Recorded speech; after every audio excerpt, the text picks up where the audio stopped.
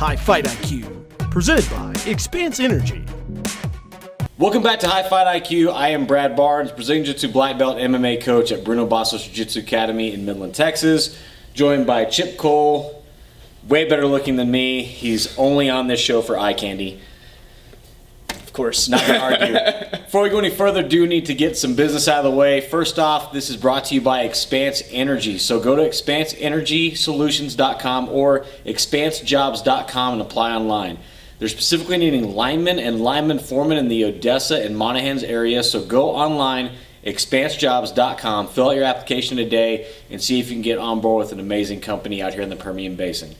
Also, Fast Signs in Midland, Texas. If you're a fighter fighting June 17th for Premier Fight Series in Andrews, Texas, you're going to need a banner. Contact Jason Hogue at Fast Sign Midlands. He can get you taken care of. And if you're not a fighter and don't need fight banners, no problem. He does signs and all types of marketing materials for your business. Big, small, he can get you taken care of. That's Fast Signs Midland in Midland, Texas. Jason Hogue's the man to talk to. Whew, done. So, Chip, big stuff coming off the weekend. For you, MMA world, everything else. But for you, you just did Fight to Win Pro 35. We're going to be talking to Professor Bastos a little bit later about his match. Why don't you tell me a little bit about your experience there? It was awesome. It's my first professional jiu-jitsu match, and it was awesome being the only match being watched up there on a raised platform. It was just a really cool experience. Hey, this is something I'll be talking to Professor Bastos about, but it's very cool the way they run them. Seth Daniels came from the promotion world as far as concerts and MMA. So, this is a production. There's lights and music, and they do the announcing very well. They make you really feel like you are part of something way bigger. Was that experience very comparable to you doing pro MMA fights? Oh, yeah. It felt, other than walking into a cage, it felt exactly the same almost. Getting your name announced, you're walking out there, everybody's looking at you, the spotlights are on the stage, you got the music playing. So, this could be something for you to really drive as far as for yourself and other people that do jiu-jitsu, kind of drive people to come watch. Because a lot of times we say, yeah, I'm doing a jiu-jitsu tournament in Dallas or Houston or wherever. If you want to come watch, I'll be competing sometime between 9 a.m. and 4 p.m. Right. I don't know how many matches I'll have. I don't know this, that, whatever. That seems like that's a lot to get your friends and family around, to block off an entire day to spend in a gym that smells like sweat and feet to watch a jiu-jitsu tournament, and you might win the match by points, by submission, you might lose by DQ or whatever. It's kind of all up in the air.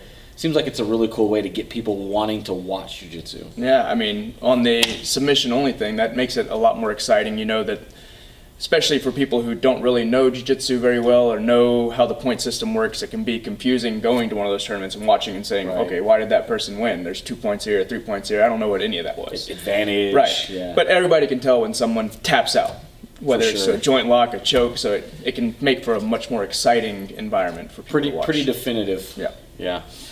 Tell about that a little bit. You did jiu-jitsu tournament in Dallas International Open. How long ago was that? 3 2 weeks. weeks? 3 weeks? 2 weeks. Yeah. You went from a point system in that, did pretty good, and then you go to a no points, it doesn't matter, submission only format. How did that translate for you as far as preparing and then your mindset when you're actually in there?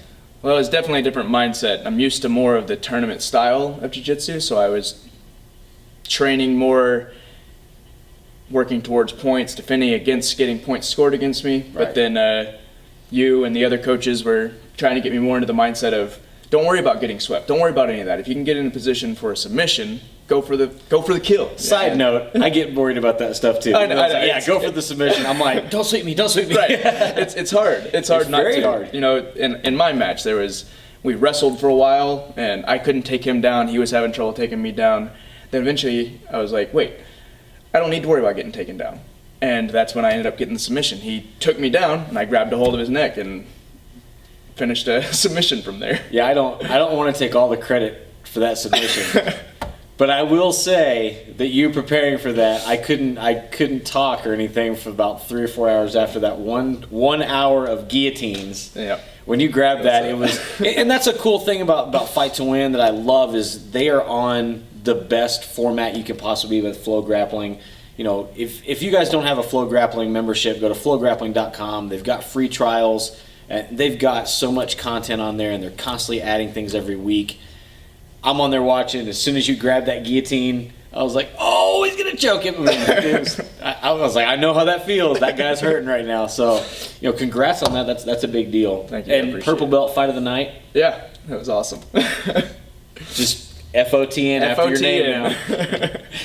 It's now no longer white chocolate Chip Cole. It's Chip Cole, FOTN. That's right. Nice. I guess it's just as good as CPA or whatever. Right.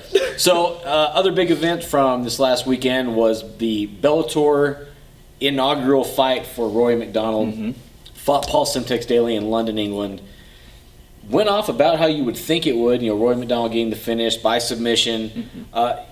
You know, where do you think this puts him as far as, you know, for the title right now? You've got Lorenz Larkin fighting against Lima. I personally, that's going to be in Madison Square Garden in New York, coming up pretty quick. I think we're 30 days out. That fight for me, I'm going to go with Larkin. I think he's fought better people. Where do you think this puts Rory MacDonald in that title hunt? It definitely puts him up there. I mean, for one, Paul Daly is he's an awesome fighter that he took him out. But Rory has continually proved himself. He did have, you know, a couple losses in there, back-to-back losses where he's having to come back from it, but this was a good comeback from it. For sure. Well, one year layoff he does. Last fight was June 18th, 2016. Right. Fights, you know, May 19th, 2017. So 11 months without a fight. Before that, losses back-to-back. Robbie Lawler, Carlos Condit. Right. I mean, he's beaten wars though, and or fought a who's who of the welterweight division. So, I mean, I think this is going to be a big year for Rory MacDonald. I agree. But man, but could he be any more psycho when he does interviews? That guy, like, no emotion. No. I love Jimmy Smith. You look so amped up and so excited. He's like, yes, super excited. Gunnar Nelson. Yeah, it's the exact same thing. So cool stuff with Bellator. Rory MacDonald coming away with the win. I didn't expect it to go any other way. You know, I feel bad for Paul Daly because that's the worst fight you could put him in. A guy that can take him down and finish him very quick. Right. But it looks like him and Michael Venom Page are going to have some Twitter beef started.